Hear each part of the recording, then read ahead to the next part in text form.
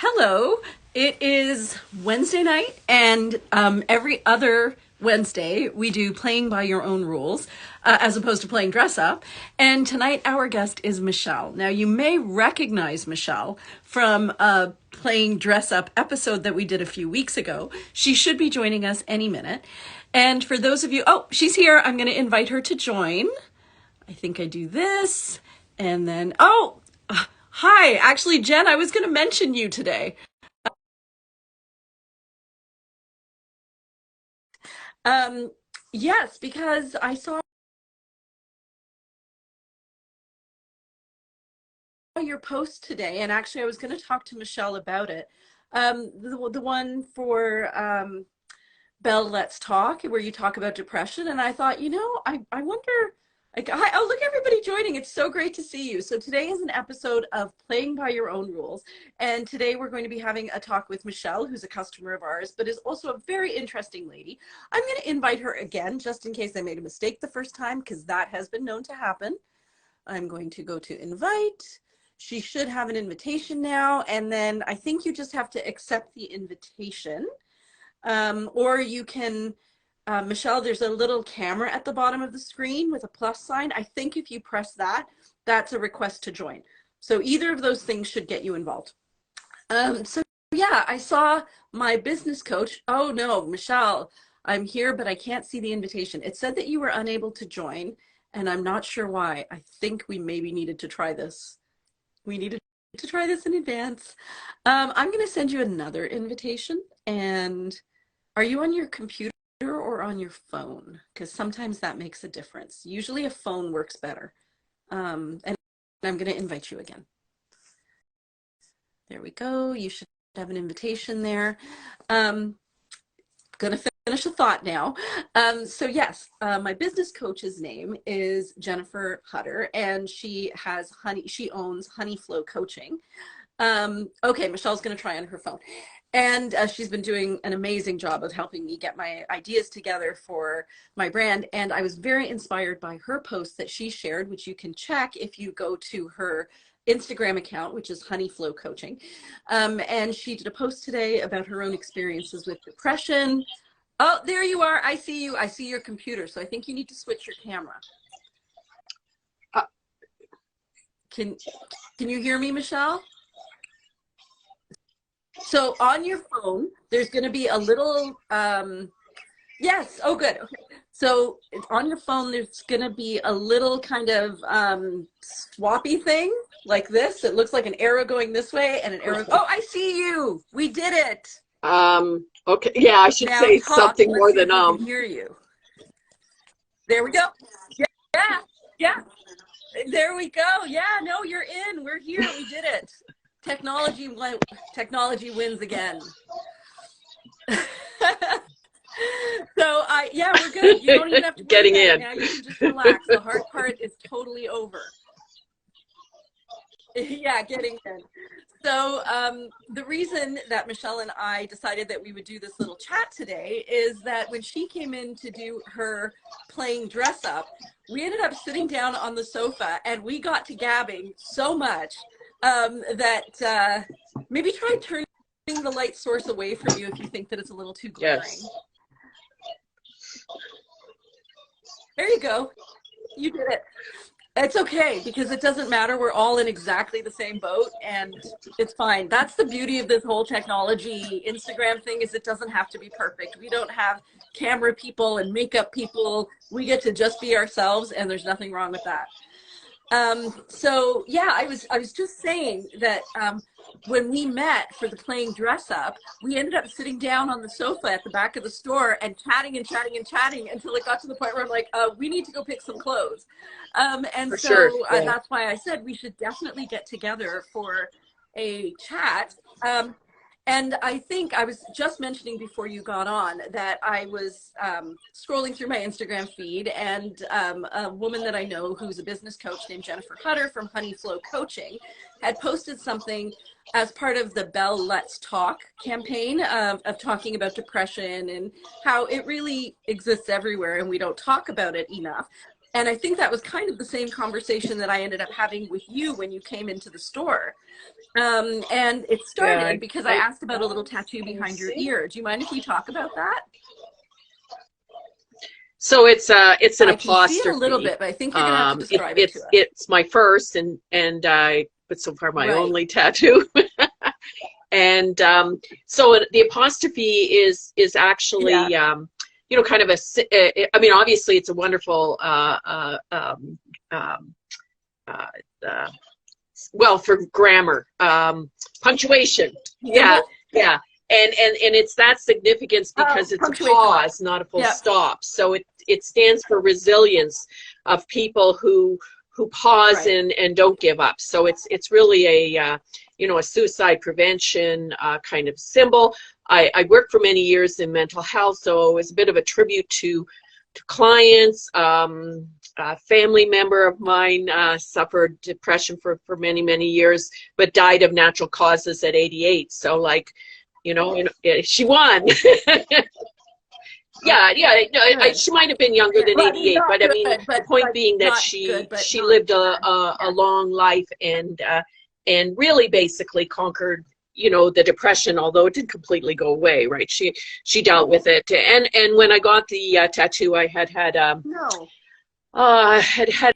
one of those transitions. People lose jobs, and then before you find another job, it's Yeah. kind of scary, for a whole lot of reasons. So there was, a few reasons where I was thinking of the semicolon, and the little story was my son was in Montreal, and he'd been in France for 11 months. He had been in Vancouver, and he's still in Vancouver. So he was living in Montreal for, I think, 3 or 4 months. So I went to visit him in Montreal because it's way Mhm. easier to go from Southern Ontario to Montreal than France or Vancouver. But I visited him there. Anyways, he's like, I got the whole Yeah. time except for this appointment on Friday afternoon. He was going to get a tattoo, and it wasn't his first, and it was really large, and it was of camera, and he had these meetings ahead of time to plan it and doing sketches. And so initially he's like, you don't want to come and watch me get a tattoo. And I'm like, no, I'm going to get one. Well, what are you going to get? And I'm like, a semicolon. And so then he said, yeah, you can come. I said, should I have an appointment ahead of time? He's like, Mom, it's a semicolon. Yeah. Yeah. Well, no, the guy The was tattoo like, artist would probably do it with their eyes tattoo closed. artists Yeah. are artists, and he did show me a version of it and put a temporary on, and I changed the angle. So, I had a little bit of finessing, but it wasn't requiring an hour-long interview ahead of time. Right, right. Well, it's so great. Like I think that was how our conversation got started so quickly because you were talking about, transitions in life and how they can be a little overwhelming and then I think we just got into the discussion that so many people go through this. And it really I really appreciated seeing the semicolon because I think we are in a society where when you get to that terrifying point in your life, whatever that transition is, where you take a gulp of air and you're like, oh my God, I don't know what to do next. I don't have the coping skills. I don't have the strategies. I don't know how to deal with all of this. Um, we think that the full stop, the Well, we feel period, our brain goes to we the full feel stop, isolated, right? Like and as an option. sometimes people And feel it's not, isolated right? even though they have loving Yeah, friends and family who actually are really caring for them. I mean, part of um, yeah, mood, when it's not functioning well, it kind of he get into a track that keeps on replaying with negative thoughts. So when yeah, I was a manager in an agency that yeah, did mental health counseling and other services, and our clients who come into a retail store, into a restaurant, there's lots of places people come in happy. People who come into a counseling, they're coming in because they're, yeah, Yeah. And a lot of times the Something function is not of a right and they don't know what therapist, to do. Yeah. of course, is to listen, but also to help people reinterpret their stories and see how resilient they are, see how strong they are, um, you know, to, Yes. Help them count their successes, right. have a look at the And things even they have surviving, actually gotten through, some right? people come with um, Yes. difficulties through various stages in their life, and there may be, systemic racism and discrimination. Like some people have really, battled many battles, and to be a survivor is resilient, right? And some, it's, It, it is. And oh, sorry, I was just going to say, and getting that information out there after you've survived and saying, I was there, I survived, and sharing that information might help with some of that isolation that people feel when they think nobody will understand. Nobody can yeah, and possibly there's understand like kind how of my mood the is humor controlling me right sometimes, now. especially dark humor, is a way of saying things that have a lot of truth. But it's like, oh, it's okay for celebrities to have a crisis with their mental health or their mood management, but it's not okay for ordinary people. Like the stigma, we've made great, No, yeah, and Bell Talks is something. And Bell was responsive. I think they were some criticism about, well, they're doing that, and do they have the best work environment, and do they do this, and do they do that, and they turned around from, instead of having people yeah, counting and so true. matching, they've made a lump sum. So it's good, because it Yeah, is a communication vehicle, and it is. sometimes prompts are good. I remember when I was a kid, I used to say to my dad, how come there's a Mother's Day and the Father's Day and there's no Kids Day? And he's like, every day is Kids Day. Yeah. But it isn't. And I think that's something that we really do need to start talking about. Like, it's so easy to say. Like, I remember when I was going through and I wanted to share this today, that I also went through a really, really low time when everything seemed to be going wrong. And still, I would say to myself, but it's not that bad. Somebody has it worse, right? And I think we need to lose that mentality of, well, that person has it worse, so that negates what I'm going through, because we're all going through something based on what we can actually handle. And so what if somebody is Well, you handling just actually something need to worse? We're reframe it still working a on little bit. handling what we've been So, given. there is, like, gratitude is a very, very healthy, healing thing. And the part where we are inclined to say it could be worse, it has a good instinct, like it's got a good, strong survival. Yes. What you need to tweak it into is what you're grateful for, right? Yes. So instead of we don't need to chastise ourselves or give ourselves heck, or pretend we're whining because we experience pain. But it is healthy to recognize the things that we have to be grateful for. And often that list of gratitude, I mean, it's also profoundly spiritual. Like people who have many of the religions pray, they may pray lament, and they may pray their anxiety, but also pray gratitude, right? The indigenous thanking the creator, and a variety of different faiths will pray a gratitude, and that tradition builds on our, like, our kind of our spirit, our mind. So gratitude is good, recognize it, but you can't. Yeah, you got to just refrain. Like, a lot of the things that in terms of working in therapy, and we used to talk about bibliotherapy. So if you had clients who like to read, you could give them books. Like, not that we could afford to hand them books, but you give them the name of a book and they could get it at the library, and yeah. Well, they wouldn't be, not necessarily the ones that are marketed as self-help, but so it was a valuable, list. But the idea is to be aware, like self-aware of whatever triggers are, you know, so sometimes you can avoid triggers, and we're getting better as a society to have trigger warnings like on the news, right?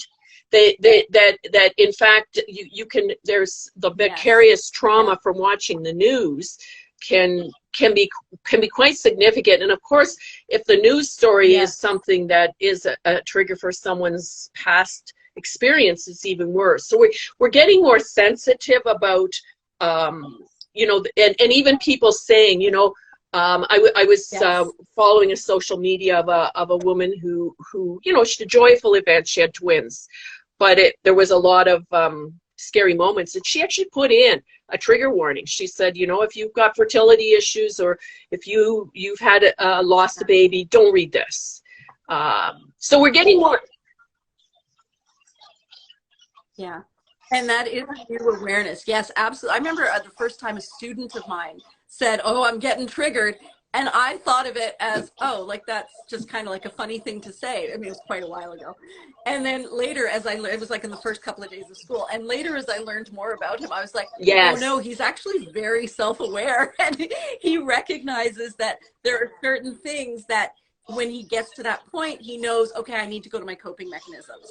And the fact that that has become so, it has entered our lexicon, right? So that we're all talking, when you get trigger now, it's not funny.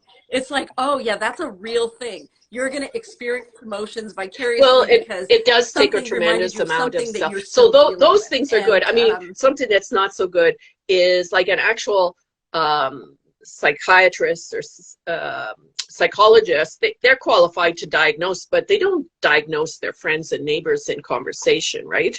They right. So there is this you know, the darker side of being more educated is you'll have people in conversation apply a diagnosis to, you know, to some family member who's annoying. Yeah. And I mean, like it may be that if the diagnosis were available to them, it would fit, but it's not really, you know, it's not part of conversation. We want to, you know, more emphasize that. So the thing about the trigger is it's very positive. It's like, you know, stop. Yeah. Because you're taking ownership of your own emotions, and you're taking that looking at yourself, that little bit of detachment to see, oh, I'm starting to feel this, I'm connecting with my body, and I can tell my stomach is starting to go in knots, or I'm looking off to the side more, right? I'm trying to, and even if a person in hindsight says, oh, I you know, this was a sign and I could have walked away, well, then next time they'll walk away. Like that's all good. That all contributes to resilience. So I have a tendency, they call it catastrophizing, okay? So what'll happen is if something goes wrong, I kind of do the sequence all the way through, and and I mean, so you can imagine at the beginning of COVID, I was wondering who amongst my, you know, my very, not my nuclear family, but, you know, my parents and my brothers and sisters and my husband's brothers and sisters and all the nieces and nephews. They basically the people that came to, did have a COVID wedding. Not that we were a COVID spreader. It was during COVID and no one got sick. But anyway, that you know, it's not that many people, and it's like, who's going to be alive by Christmas, right? That was, I mean, I think in a time of unknown when COVID first arrived, that fear may not have been totally right. No, right? Yeah, we knew nothing. We were. But I can do that with a whole, you know, a whole lot of whole lot of things. And so, you know, one of the strategies is to just kind of like, okay. And I mean, it's great. I talk to people about it, and they'll tease me. You know, you're catastrophizing again. It's like, yeah, but I'm so good at it. yeah. Yeah, Yeah, yeah. So, it's my God, yeah. it's my So, gift. so to the extent, you know, that people understand, and I think it happens a lot with new mothers. They're very aware of, you know, that it's not just, you know, and of course it is a happy time, but you know, there's postpartum anxiety, postpartum depression, and there's totally lack of sleep. Yeah. And I think that there is more of an awareness now that in fact that it's suddenly, you know, okay to say I need to send the toddler to a daycare, or I need a break. Yes. There were, yeah. Or, yeah, I'm not okay. In this moment, Yeah, it doesn't mean I'm a I need bad help. mother. It just means in this moment, I'm not okay. So we were gonna, yeah, so we got to talking about this whole segment is really about how, as women who are growing and learning through life, how we've kind of had to look at the expectations and the rules that society has put on us and kind of play by our own rules and say, you know what, I get that that's what I was told, but this is how I'm going to do things in a way that feels right to me. Now, would you say in your experience that's something that you've done where you've Well, seen I that mean, there are I rules and thought you've about said, that because yeah, I you think I'm kind going of to do it raised my way? that issue, and so my mother was probably very traditional. You know, she was educated by nuns. She was a bookkeeper for a while, right? So she and risk Wow. adverse. She's still alive, so it Yeah. clearly paid off. However, my reckless father is also still alive, but he would be more the one who would kind of, you know, question things. And I remember I was a young teenager, and there was an international thing. Why not? I think it was something United Nations, and you know, and I was Yeah. the oldest child. I have a younger brother, but my brother always points out I was the one that my dad taught how to build the deck, right, instead of the gender roles. So you know, I was Yeah. compliant in many ways. Right.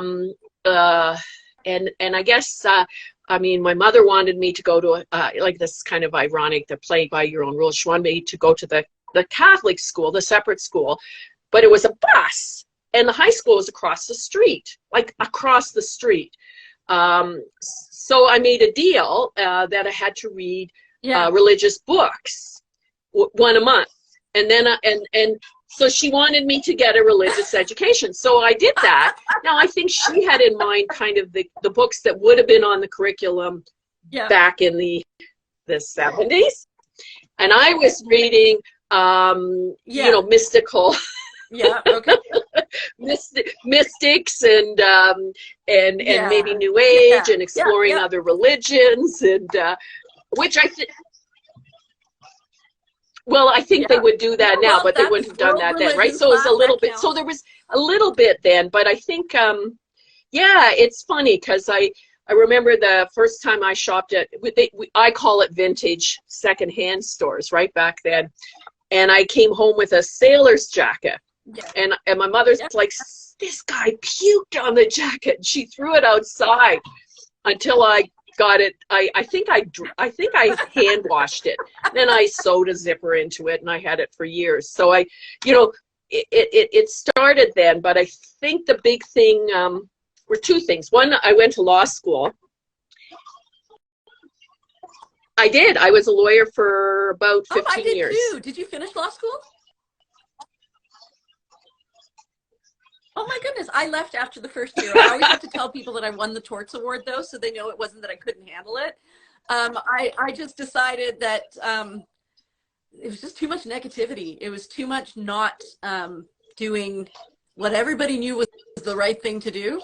It was about helping people achieve what they wanted to achieve, regardless of So I ended up doing goodness I of did it. What kind of law personal did you injury work, practice? and I act for insurance companies. Okay. Oh, wow. Yeah, I mean, I did do Oh, some plaintiff's work. you worked for I the had insurance one. company I part had of it. one Yeah. file where you know, you take Yeah. like it's called an examination for discovery in Canada. The US, they talk about depositions. Most people watch US TV, and it's basically, Yeah. you know, two lawyers one client and a court reporter, and the other lawyer went to go to the washroom, and his Right. client starts telling me stuff, and I said, well, we got to wait till your lawyer's back. And she said, well, I'm so much more comfortable talking to you. Yeah, I said that. But, you know, then there's Oh the my ethical thing. I goodness. said, you know what? I Wow. said, let's just not talk about the stuff that's going to be on the Yeah. record until your lawyer comes back. We can just chat, right? So, Right. yeah, I mean, the feeling was with the insurance companies is they would settle. They're professional litigators, so they would settle unless it was fraud or it was Yeah. unrealistic. Yeah. So there was a role with, you know, that you were helping people in a very difficult Yeah. situation. But Yeah. And sorry, I didn't mean to imply that all lawyers are unethical. I think that came out very wrong on my part. I think what bothered me about law school was, and it was only first year, so it wasn't like I didn't understand everything, but it was the whole idea of presenting a case using precedents to convince a judge that your side was right. And once I realized that there were precedents for both sides that were equally valid, then I thought, okay, so this really comes down to how well a person argues and what mood the judge is in. And I don't know if maybe that changed later on. If I had stayed in it longer, I would have understood more. But I felt very defeated by the idea that, I don't know, I can't remember the exact moment, but I just kind of felt like, but if we all agree that this well, behavior I is did not end up okay, doing mediation why for are we 10 all years. arguing So about I it? I moved out of the court, but I mean, one of the other Oh, things and is, so I went mediation to is U of lovely. T, and yeah, and one of the Oh, things, nice. so Lord Denning came and visited U of T. Well, I mean, not personally, Yes. me No and three way. or You four met hundred him? other law students. But he was there. He was a tiny, Yeah. tiny man. But he was kind of like, so he was a hero when you think of playing by your own rules, and this concept of equity. So that Yeah. the Yeah. law is not always, you know, right. And so yeah, yeah. Yes. Yeah, because He was my well, he favorite was a judge. storyteller, and he had a huge heart. Right. Yeah. Good speaker. Yes. And he was also he was a story, like you said, he was a storyteller, and his language was so colorful. And I guess that was with Well, the English and students in I UK. mean, Now you could I tell how it was going loved to the end by the English way he started the decisions. story, right? You know, about this old man who loved his Yeah. son, and the son had trouble with managing money and borrowed too much, and you're like, you know what's going to happen, Yeah. right? But I think what happened is, so Yeah. I Yeah. get where you would say both sides have the cases. The reality is that I mean, it's the lawyer's job to argue their client's side, and it's the judge's to Right. take the precedent and apply. And sometimes, you know, there's room for precedents to be changed, except you know, when I was articling they said it's very expensive for our clients to make new law, right? Because they got to go to a higher court. But I think Yeah. because you know, one of the advantages of having the insurance company as a client is they didn't have this naive idea about their day in court, right? They were prepared. Like if I come Yeah. back from the, like, I remember one case, you know, it's personal injury. It was a car accident, and it was this delightful Irish woman, and you know, she was very Uh-huh. grateful about everything. Even though she was terribly injured, like one leg was longer than the other, and like not a lot longer, but that obviously is a permanent disability for someone who works. Yeah. You know, if she's cleaning houses, she needs to have, she's going to have a disadvantage if her gait Yeah. is compromised, right? And that was kind of a classic case. Is just kind of like that we need to settle, because the jury's going to love her, and Yeah. you know, and our client, the insured, was at fault. So I think that it was you know, a Yeah. place where I could you know, assess the law, both my case and the other case, and have a client who I could Right. say, we don't have a good case, or you know, Right. No, I agree. You know, looking back, it's funny because I haven't had this conversation about law school in quite some time. Like it's so far back in my past. But I think now, actually talking to you, I realized probably the reason that I felt uncomfortable with it is I was still very much a black and white thinker. And so being that right. black and white thinker, law school, which forces you to look at gray and where does the line exist, right? Where that it was like, I don't like this. This makes me feel very uncomfortable. And that probably had more to Wow, do good for with it. her. My daughter, actually, my middle daughter is in law school right now at Osgood.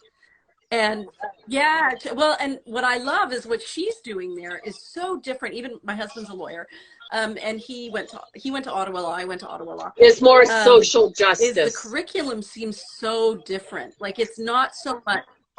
It's so much more social justice. And how are you going to use your skills to create something Well, or do so something, which one of wasn't the my things is we experience had when a I went to lawyer law came school. into our tort class to talk about Grassy Narrows, which they settled the court case that he was litigating, Yeah. but they, of course, never solved the mercury poisoning problem.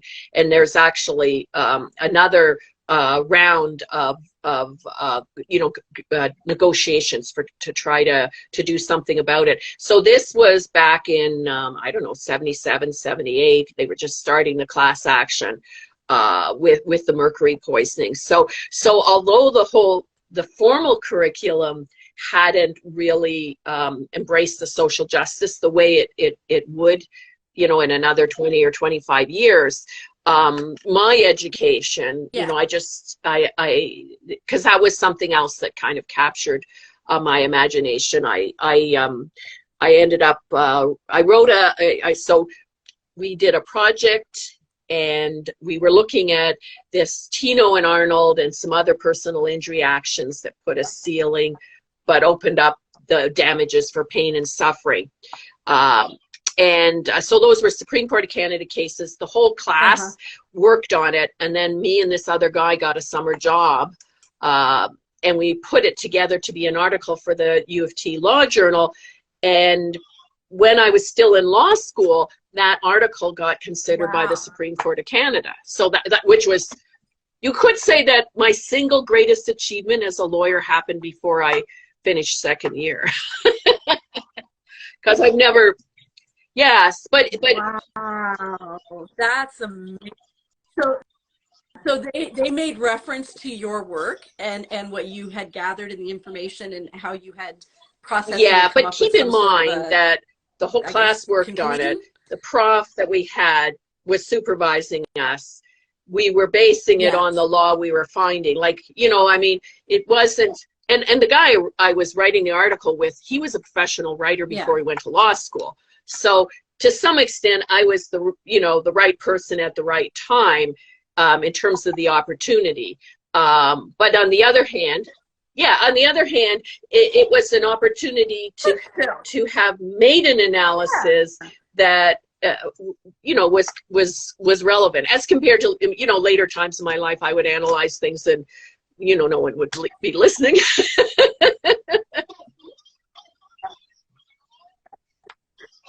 So you know what's funny is when you Yes, yeah, oh yeah, described I yourself to brought me a, the day of the dress up, you told me you were an artist. And yeah. Oh, so this is interesting because it's beautiful, by the way. Is what is that? What oh show yeah, me again? There's a bit of a glare on it. Raise it up. Cover your face. yeah, Oh, so I can see it it's now. you know, when you say, Wow. so playing by my own rules, it started with in law school, but then in art. So Yeah. in art, I fool around with perspective, but you can't get all the perspective wrong. You got to get some really, really right, and then you can play with other pieces. Like Yeah. you know, my theory is you got to know what the rules are, and then you got to have a good reason to. I mean, in art, it's kind of intuitive as compared Yeah. to, you know, when in life, you know, like, yeah, like I want it to be ethical. Life. I want to think about social justice. I want to Yeah. be kind, you know, whereas, you know, I guess the values in art are more about color and contrast and things like that. You know, it's so interesting that you defined yourself as an artist, but it seems like you are so much Well, more. Did you ever watch funny you should Game of mention that, Thrones? because Did you there, ever watch we that? did watch Game of Thrones because we had a family shower that was supposed to be a Hunger Games theme. And I got mixed up, and I told my husband that it was Game of Thrones. So we kept on watching Game of Thrones in order to design a costume to wear in the Oh summer no! to my niece's like baby shower celebration. And I told my brother, and I said, like I said, there's nothing we can wear because it's either fur or it's way too little clothes to wear for when my mother's there. And he goes, "What are you talking about?" I said, "Game of Yeah. Thrones." He goes, "It's not Game of Thrones. It's Hunger Games." Well, I was just gonna say that you know how Daenerys, the queen, the with the white hair, how everywhere she went, she said Mother of Dragons. She had this whole list of freer of slaves and all of those titles that she had with her. I feel like that's something you could do because you seem to have had so many lives and lived out each one, and then it's Well, like, I oh, mean, I kind they of done that life. Now I'm going to be an they artist. overlap, and in fact, How have you made so so many I changes? am active for social justice, and part of it is I've run in some elections. So you do have. Yes. So when I describe Right, myself, you I mean, told I me don't say that. Slayer of Yes. Dragons. Right. I say social That's justice right. activist. um, but yeah, because I was a Yes. lawyer, I was a mediator, a manager with mental health agency. I've taught at University of Waterloo. I teach at Sheridan College.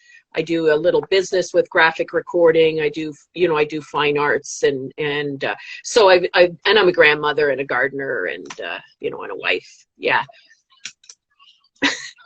Oh my goodness. You are such an inspiration. You know, it's women get so um what's that word? Like bottled into, funneled into certain roles and kind of we're taught like you're a mother or you're this or you're that. And just your life has shown that no, I'll be a whole bunch of things and each part is going to be part of my Well, the journey thing is, and though, it's all going to build most on of the itself big and there is no changes limit. happened not voluntarily, right? So I got, like, I have the distinction of being downsized twice out of jobs relating to, you know, economic, and in both times I was able to negotiate a, you know, a really reasonable settlement, not a landslide, but a reasonable settlement. And, you know, and then when you've got like a year's salary plus the value of benefits locked away in RRSPs, you have a little bit of you know, wiggle room Yeah. to transition to a new career. But it was. Yeah. But even just to be open to do that, you know, you do realize that a lot of people can't do what you did, transition to a new career. Like a lot of people, not because they're not capable, but because they feel they're not capable. And you just did. You Well, just went, oh, gonna look in another yeah, it direction was. now. There's something about the urgency of having to put food on the table, right? I mean, I Yeah, very that'll do it privileged. Like too. I had a great education back at the time when, like, my law school tuition was $750, and it ran from the fall until the spring. So first year university cost me $750 for tuition. Wow. So when I went to first year university, not law school, it was $8,000. And for Well, my kids, you I can't think even it's get a somewhere course between for 10 what and this. 20, So depending on so where they that was go, back where in the they've gone. 70s, and there was a lot more Yeah, federal investment in not just in education, also in healthcare, also in social services, and to the extent that got cut back, right. it's never been restored, right? So, and education has suffered. Wow. And yet there's still the same number of people, like percentage wise, putting in money, right, through Uh, taxes. So you would think there well, should be enough no, the money marginal to do tax those things. rates, Am I like, being naive so here? the really rich people don't, like when I say really rich, I'm talking about, billionaires and whatever. They're, and the top marginal tax rate, like back in Yeah, the day, yeah, $100,000 was way a lot of money. Now there's more people who make more than that, but there's no tax rate that goes up higher because there's this idea that if you have too much income tax, uh, it'll uh, there's an idea that everyone's motivated by money, which I don't believe is true. um, I like in the nonprofit sector, there's lots of people in no, management and in frontline positions, like a master's like master social work does not have the income thing of a MBA. But it's not because the program isn't no, demanding, and it's not right, because they're not smart. It's because it's a combination of talents and what they want right. to accomplish. And lots of people with MBAs go on to do wonderful things for the world. Like, I'm not saying that everyone who gets an MBA is only interested in money, but there's this Yeah, no, there's a little no. bit of politically of this idea, like we measure too many things in money. Now, Yeah. And I like to think that that's starting to change. I was talking earlier about how I have a business coach, and she asked me, well, what do you want to focus on? And I said, I'd like to actually bring home some money out of Sorry Not Sorry. And it's not that Sorry Not Sorry is not making money. It's just like there's a lot of, I'm blessed in how much everybody loves the brand and is helping support it. And I've made very sure that every single person along the way, from the people who provide the saris to the people who are doing the sewing, to the people who are watching the people doing the sewing, to my staff, to everybody who comes through in my business, I give them the absolute most that I can give them. And the result has been that I haven't kept any for myself. And that's a problem, right? Because I think that other business models where you think, okay, I'm just going to take advantage of everyone below me so I can bring home some money. I don't feel like I can do that. I just feel well, I don't think I yeah. could. So I I just also wouldn't used feel to be right about it. I a would just startup business change my coach. business model there. Well, no. What we used to Yeah. tell people So I have a problem then. is everything they did, they needed to value at what they would have to pay someone to do it, right? And then what that should do is, Yeah. so if what you're doing is bookkeeping, and you can get a bookkeeper for $50 an hour or whatever, you value your time at that. But if what you're doing is consulting with the design, well, obviously the hourly rate for that is probably higher. And the reason we tell people to do that is so that they have to be ready to if the business expands or something else happens. Yeah. But then what The you're thing doing is, I then would is have to you're hire valuing somebody, your and that's time. what I So have there's to a difference tell. between a point when you start taking money out of a business kind of like as a shareholder, as a profit, and if you've been in business for like 4 years, you may not be doing that, but the salary hopefully would reflect the value, and some of the things you're doing yourself. It really helps you. It's like I clued in really early on that it made no sense for me to do my own books, because when I had a full-time small business doing mediation, and I had a bookkeeper for $25 an hour, she could in an hour do what it would take me 3 or 4 hours to do. And of course, I could have been billing my clients at $125 an hour, or promoting business or whatever, right? So the exercise of putting a dollar, a per hour rate kind of on the various taxes you do, it's very logical. It would appeal to my bookkeeper mother, right? um, Yeah. Yeah, I think what I'm going to try to do, what my plan is I think we're still recovering from yeah, COVID, like just the fact we floated for those 2 years, just getting by. So I'm really hoping that in the next maybe 5 or 6 months, I'll start to take some sort of a salary, just to kind of, just to feel like, because I love what I do, and I would probably do it for free. Unfortunately, I love it so much. Um, but yeah, I think the reason I started talking about this is because there is that right. that element But of that people who will but take advantage of the that's to other pull people the around them in profit order to bring that's on a paycheck. top of whatever you pay for your time. I mean, there's also people who they don't give themselves enough time for the startup, and they borrow money and they're not getting a return. So Yeah, in a startup and surviving COVID, it may not yeah. matter what your little formula was, what you're doing, but I always used to I always had this theory that every job, like when I was a ski instructor when I was in high school, and I used to tell people that I coached the kids for free, and all the money they paid me was so that I would talk to the parents, because I didn't like talking to the parents. Yeah. That sounds very Yeah, much like well, and teaching. that's the other I thing would is teach for teaching free, but yeah, I university. get It's paid to like, mark. yeah, I teach for free. I prep for free. In fact, I even mark the top students for free. And there's probably 5% of the students that my whole salary pays me to,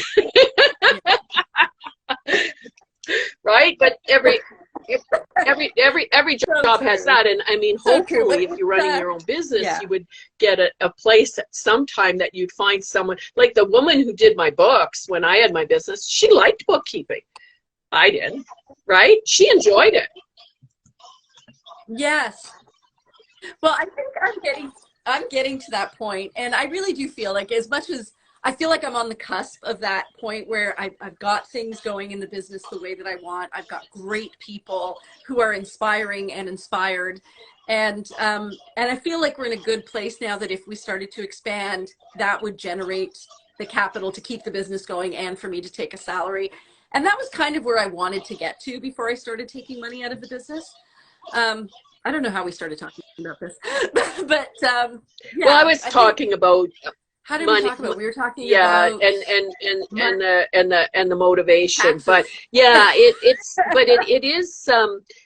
is. So Yeah. there are some really cool things, like, so University of Waterloo has developed this well-being index, and they measure community vitality, and they Oh, measure, it measures health things, like infant survivor and mother's health, and all kinds of stuff. But things like, your James Street, where people are active and know each other, like you measure that's more important to the city.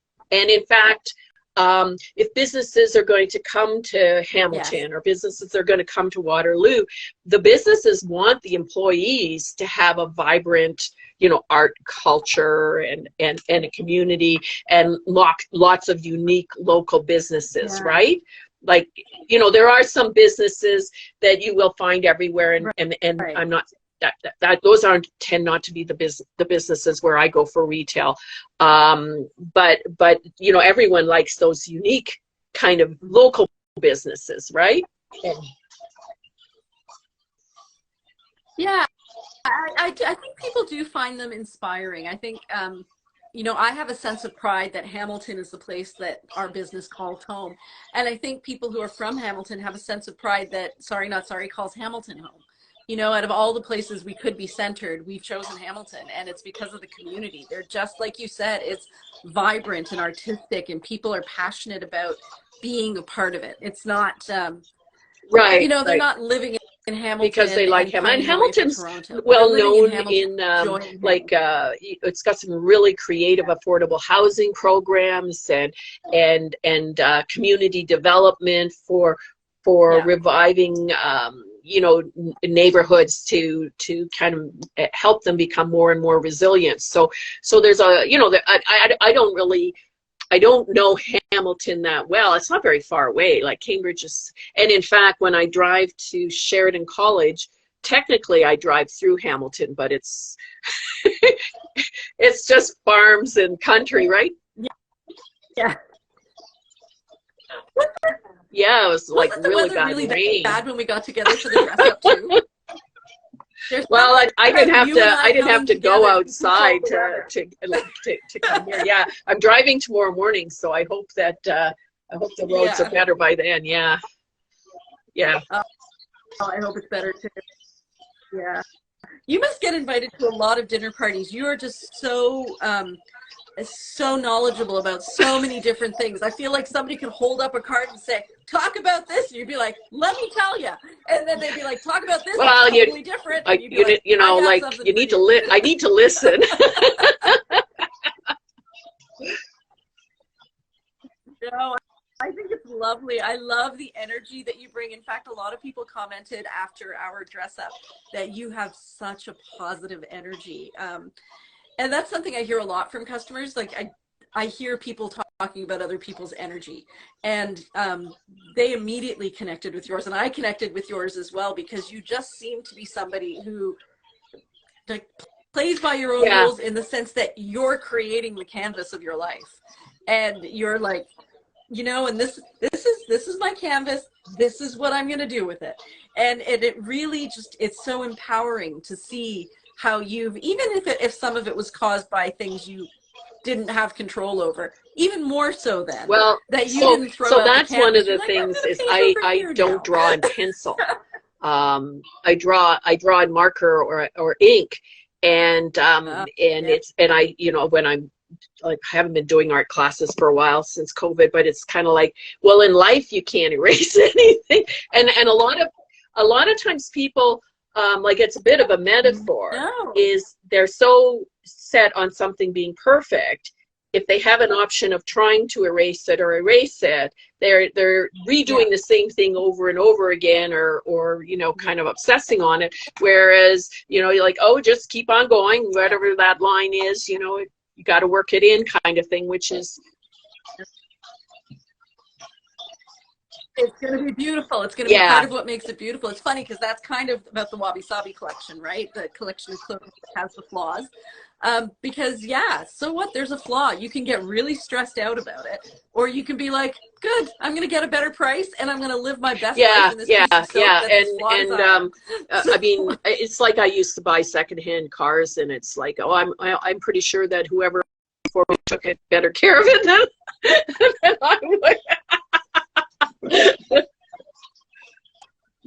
Yeah, I well, suppose so.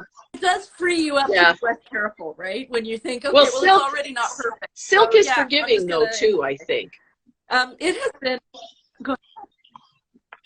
Oh, it really is. It's such a strong fabric. People, I think I mention this all Oh, the time, but they used to make parachutes out of silk, obviously, so oh, those have really? to be strong. They used So to make I bulletproof have vests out dental of silk. floss that's made of In silk, which by Yeah, the way is way yeah, better for the environment than traditional dental floss that's plastic. But yeah, and yeah, it feels better too. It's like silk, right? It's just like yeah, silk. yeah, yeah. It's like silk. Yeah, it's like silk. It's so soft, like silk. It has been a pleasure chatting with you today. I appreciate so much when customers are willing to come in and chat with me and share a little bit about themselves because as I say all the time, I get to meet all of you and feel so inspired and fortunate to have made your acquaintance. And then I meet somebody else Right, who's right. I'm also feeling so great to have met, and then you guys never meet each other. So I love this opportunity for us to kind of share that, these are the people Well, who I thank get to you. see every day. They're so amazing, like you. And Well, thank you. And these are all part of, like, this is our community. The Sorry Not Sorry community is people like you, people who play by their own rules, people who have a canvas and that's their life. And they're like, I'm going to paint it with markers. I'm going to start with marker. I'm not using pencil. And it's a very inspiring group. So I thank you so much for sharing who you are and your journey. And what we didn't get to see because you're so close to the cameras, your incredible artistic style. Those of you Oh, who yeah. remember the playing Yeah, by and your own rules, and this is everybody one of the wanted to see pieces I that wool bought, eh? you had in your hair because it was so cool. Yeah, yeah. Oh, I love that That's one. a shrug. Yeah, Love it. yeah. Oh, Beautiful. so That's a shrug so for my those of you. I'm wearing mother, a kimono. for her birthday in March, Yes. I'm going to find something for her. The challenge is she won't be able to come into the store and she doesn't do online, but it's a little bit of an Okay. anticipation because they're because of COVID, they're older, they're really, really careful. So yeah, so that's an adventure. But she tried on the Yeah. shrug, and she kept on wanting to go, right? So she she liked the Yeah. long Yeah. tunic with A lot of the people do side that. ties. That's what we're looking for her. Yeah. Oh, good. And that is just such a comfortable style. It's just so easy to put on and it looks so good on you. Did Oh you yeah, look at yeah, the yeah, blog on the yeah. website? So my It has and all the pictures of you on it. my daughter told me, she said, I like the red one. I like the red one. I was going to buy a red one, and then I realized I have a red one in my closet. Uh, well, that's Oh, okay. Look, this is my closet, by the this way. You isn't. can see what Oh, clothes I I'm thought you were in the into. I tend store. to skip. This is my closet. I'm not in the store. You would think, right? I Oh, know. It's wow. embarrassing. These are my silks right here. All of them. Yeah, I Well, know. no, now It's maybe you're taking I your have a bit of a salary in problem. silk. Yeah, maybe that's actually possible too. I do try to stick with the Wabi Sabi pieces because I have no problem with them. But yeah, it's really hard. As hard as it is for you guys when you see a piece and you see it online or whatever, and you're like, oh, that's really nice. Mhm. It's even harder for us at the store because we get to feel them, and it's just like sometimes they just speak to you. And I try so hard. The pieces that I love the best, I try to sell the hardest. I'm like, somebody needs to buy this. Somebody who is not me needs to take this home and give it a good home. And when I really like something, like I push it for days, and then I tell Alex and Shafali, I'm like, if this isn't gone by Sunday, it's mine. Because I give everybody a fair chance. I told them how Right, great it right, was. right. Yeah, Nobody bought I it. That meant the volunteered for a universe while at wanted me to 10,000 have it. Villages, and so it's fair trade, and and they give Oh, you a yeah. little bit of a discount because you're a volunteer, but it's like, oh, it's too expensive to volunteer there. It's like, Yeah. Yeah, it's so true. So yeah, but this is actually all of my silk, which I know is a lot. Um, but that's all of it. I think you can literally see all of it. I was going to say that But that's I 5 years worth of silk, actually right? accidentally I found have. my list of everything I bought.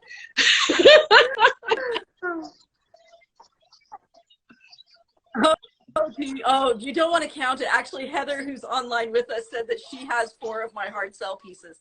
In fact, if you hear me do a hard sell, that means it's a really good one because I'm like, get it out of my site Well, before it comes you home. have a So list you said you have a online. You can list go. of all the So pieces? everybody there, you can go online and you can see everything Oh, that yeah, of all I the mean, ones you that tried on. includes a pillowcase that I bought, um and little Yeah, scarves and stuff like that. They're all yeah. on the Yeah, list. yeah, you can go. Yeah, and I don't think so. I think online there's a collection called the Playing Dress Up with Michelle collection, no one and it's else only can the see stuff that my you tried list. on during It's the live. it's all of my purchases. Oh, Yeah, oh, you guys can see that on your end? yeah. I So didn't know that. Because I so never what see your end. So yeah. so you can go I into mean, your account and you can see all your past yeah. orders. I mean, I didn't double check them. I'm hoping it didn't miss any because it looked like a lot. No, no, it wouldn't. If we have your email address and you were logged in at the time, I just didn't realize it must be under your profile. Because my end, as soon as I go into Shopify, it recognizes that it's me. Right. And so I see something totally Yeah, different than well, what you neither guys did see. I. So Well, I had no idea see, that what you I guys could wanted to see do that. is to Yeah, set up don't look a at it. dream You don't want to know. list, whatever it's called, a wish list for my mom. But the problem Oh, is that the only wish list. piece I Wish found, list. Yeah. well, now I've just decided that it wouldn't suit my mother and I need to buy it for me. But I don't know whether that's really.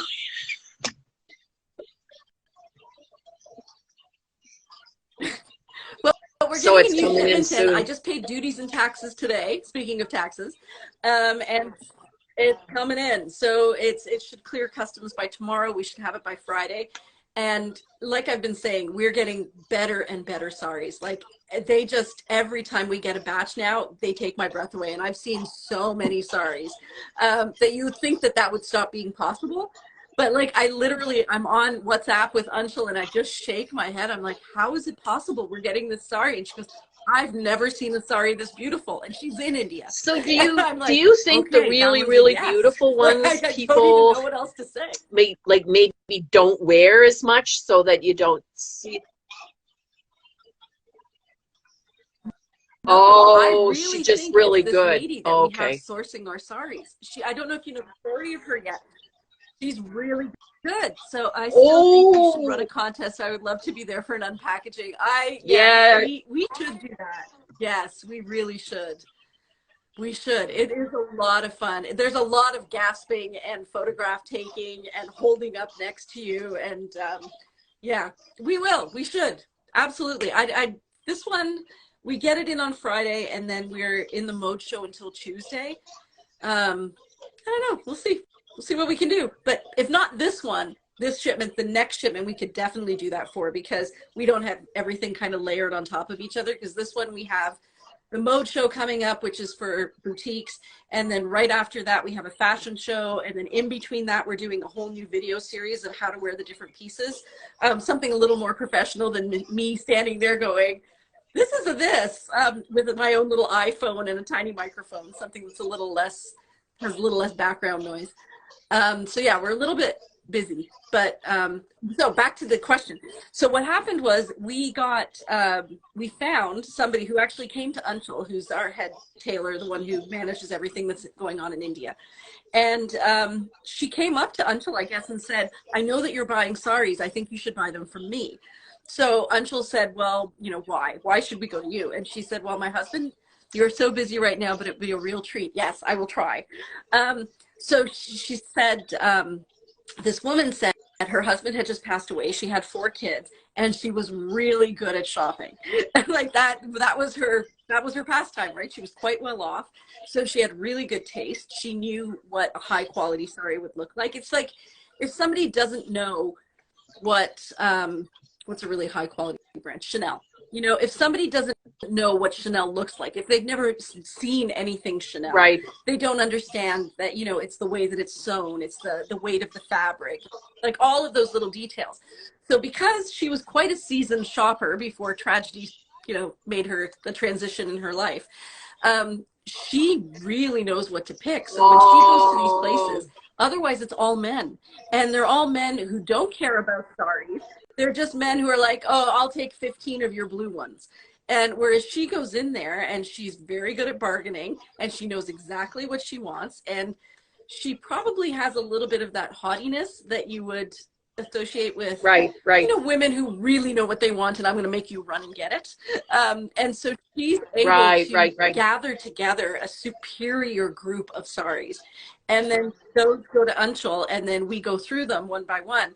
And we were doing that before too. Like we would go through 500 saris and maybe pick 100. And even then, some of them would be like, well, I guess because it has black in it, we should get it. Whereas now it's like, which one am I going to say no to? I have to say no to some of these. So yeah, I think that's why our fabrics are just getting better and better. And it's nice because it's all women. Well, now, isn't your tailor, doesn't she work with really her husband? So So she does. So she's the one in charge of all the stuff that happens there. And then we have a master tailor who is a man. And then I Right, would because say some of those in terms of the pictures there actual were staff some that work there, it's about guys. half and half. But part of the reason for that, yeah, there's some men there. But being a tailor is very much like a career tailor is a men's profession, not a women's profession. So it's hard because women end up raising their kids and being in the home societally. That's what happens. And so they don't get the opportunities to become master tailors. Mm-hmm. So I think as society changes in India, Right, that will right, change right. too. But Yeah, right yeah. now, it's really hard to get Well, that's, female yeah, tailors. that sounds good. It's been great talking to you. I've enjoyed it. So, yes, it's been great talking to you too. And so I guess the reason I brought that up Well, was to see, tell you part that, of the thing don't for worry, my you're going to mom find is I some nice new want ones for your to mom. have a little bit of the anticipation, because she was someone who liked, you know, they like to travel. My dad's health is not very good, and she's now the driver, and she doesn't like driving. Right. So there, and plus it's COVID, right? So Right. so she used to love shopping, and part of it is where's she going to wear stuff, and so I'm trying to stretch it all out without buying her like 8 pieces. Yes. No, that makes good sense. Well, take her online shopping next time you see her and start looking at all the pretty things. And if she's capable, if she's able to FaceTime, you know, we can always walk her through the store just to get a sense of the store. We've Oh, got right. the online Well, tour. You could take her through. It's on the front I page of our did bring up website. a few of You my guys can browse pieces through it and let her together. try on mine. And so she, you know, it's cute because she said, well, I'm not as flamboyant as you. I don't want anything that flamboyant. And then when she's looking at my stuff, she's picking the brighter colors than I thought she would. Like this one piece, I thought she wasn't going to give it back, but then she goes, no, I'll wait. Yeah. It's partly because it was a high-low top, and she wants it. And so I think she basically said, Yeah. if I could get a tie tunic in the fabric of this high-low top, like it had green and purple. Those are her 2 favorite colors. Yeah.